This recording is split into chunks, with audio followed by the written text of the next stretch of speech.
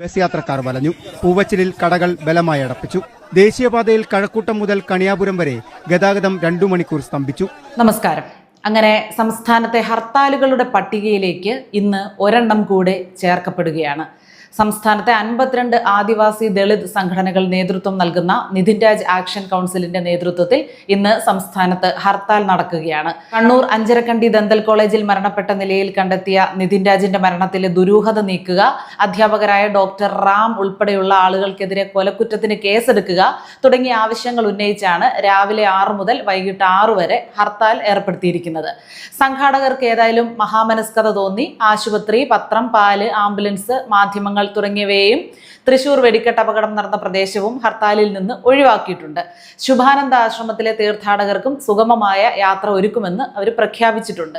ചുരുക്കി പറഞ്ഞാൽ നിരത്തിലിറങ്ങുന്ന സ്വകാര്യ വാഹനങ്ങൾ തടയുകയും കമ്പോളങ്ങൾ അടപ്പിക്കുകയും ചെയ്യുമെന്ന് സാരം. കടകൾ അടച്ചിട്ട് സഹകരിക്കില്ല എന്നൊക്കെ വ്യവസായികൾ പറഞ്ഞിട്ടുണ്ട്.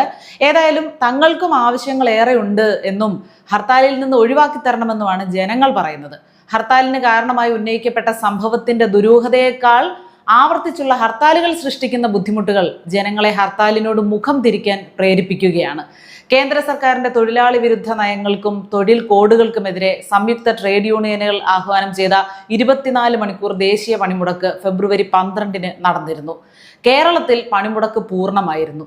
ജനജീവിതം സ്തംഭിച്ചു.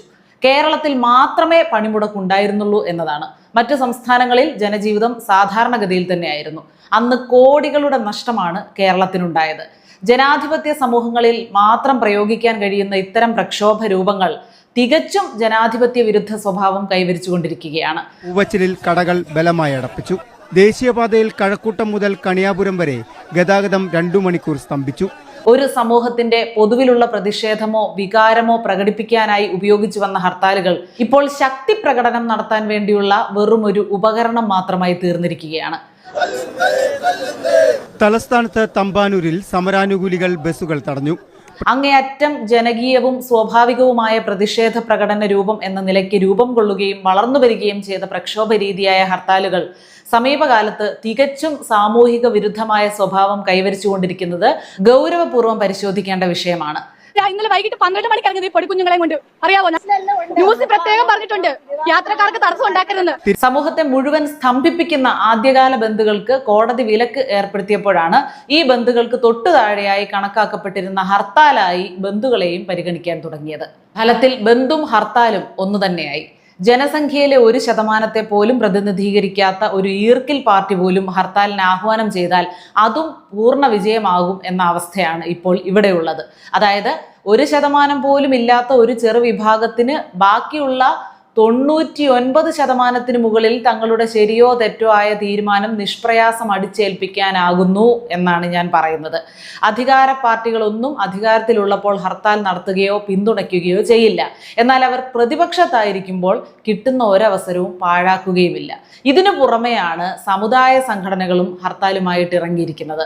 ഹർത്താലുകൾ ജനജീവിതത്തെ കാര്യമായി ബാധിക്കുന്നു എന്നത് ഒരു വസ്തുത തന്നെയാണ്. പക്ഷേ ഇത്തരം സന്ദർഭങ്ങളിൽ സാധാരണ ജനങ്ങൾക്കിടയിൽ ദൃശ്യമാവുന്ന പ്രതിഷേധവും രോഷവും പ്രകടിപ്പിക്കാൻ അവർക്ക് വേദികളില്ല. ജനങ്ങൾ എങ്ങനെയാണ് അവരുടെ രോഷം പ്രകടിപ്പിക്കേണ്ടത്? ബഹുഭൂരിപക്ഷം ജനങ്ങളും വിവിധ രാഷ്ട്രീയ പാർട്ടികളുടെ വോട്ട് ബാങ്കുകളായി കഴിഞ്ഞിട്ടുള്ളതുകൊണ്ട് കേരളത്തിൽ ഒരു പൊതുസമൂഹം തന്നെ ദൃശ്യമല്ല എന്നതാണ് യാഥാർത്ഥ്യം. ഇത്രയധികം ഹർത്താലുകൾ ചുരുങ്ങിയ ഇടവേളകളിൽ നേരിടേണ്ടി വരുന്ന മറ്റൊരു സമൂഹം ഇന്ത്യയിലോ ലോകത്തിൽ തന്നെയോ കാണാനാവില്ല.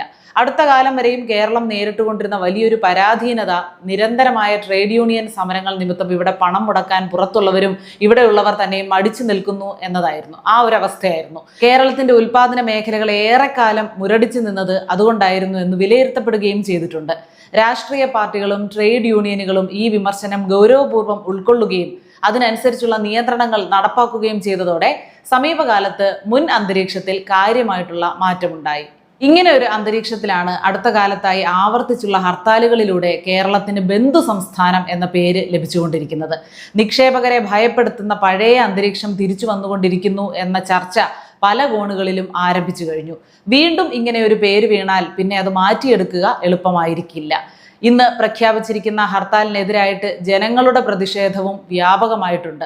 ഹർത്താൽ അനുകൂലികളല്ലാത്തവർക്ക് തങ്ങളുടെ ജോലിക്കോ യാത്രയ്ക്കോ തടസ്സമുണ്ടാകില്ല എന്നുറപ്പാക്കാൻ സർക്കാരിനും പോലീസിനും കോടതി നിർദ്ദേശങ്ങളും നൽകിയിട്ടുണ്ട്. എന്നാൽ ഇവ പലപ്പോഴും പാലിക്കപ്പെടാറില്ല. സ്വകാര്യ വാഹനങ്ങൾ തടഞ്ഞു നിർത്തി അസഭ്യം പറയുന്നതടക്കം നിരവധി മുൻ അനുഭവങ്ങൾ നമുക്ക് മുന്നിലുണ്ട്. നമുക്ക് പലർക്കും അത് നേരിടേണ്ടതായി വന്നിട്ടുമുണ്ട്.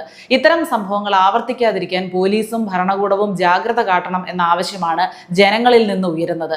ഞാൻ ഇന്നത്തെ ആവശ്യത്തെ, ഈ ഹർത്താലിന് ആധാരമായ സംഭവത്തെ നിസ്സാരമാക്കി കാണുകയല്ല ചെയ്യുന്നത്. പക്ഷേ തൊടുന്നതിനും പിടിക്കുന്നതിനും ഇങ്ങനെ ഹർത്താലുകൾ ഏർപ്പെടുത്തുമ്പോൾ അത് നമ്മുടെ സാമ്പത്തിക മേഖലയെ, നമ്മുടെ ദൈനംദിന ജീവിതത്തെ, നമ്മുടെ ജോലിക്കാര്യത്തെ, നമ്മുടെ എല്ലാ ആവശ്യങ്ങളെയും എങ്ങനെ പ്രതികൂലമായി ബാധിക്കുന്നു എന്നതുകൂടി നമ്മൾ ചിന്തിക്കേണ്ടതായിട്ടുണ്ട്. ഇത്തരം കാര്യങ്ങൾ ചിന്തിക്കേണ്ടത് നമ്മളാണ്.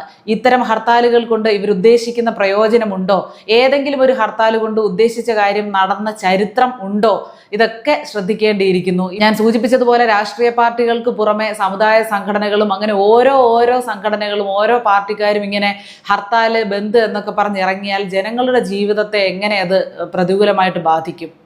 KSRTC ബസ്സുകൾ വ്യാപകമായി തടഞ്ഞു. ധനകാര്യ സ്ഥാപനങ്ങൾ ബലം പ്രയോഗിച്ച് അടപ്പിച്ചു. ഹർത്താലിനെ കുറിച്ചുള്ള നിങ്ങളുടെ അഭിപ്രായം കമന്റ് ബോക്സിൽ രേഖപ്പെടുത്തും.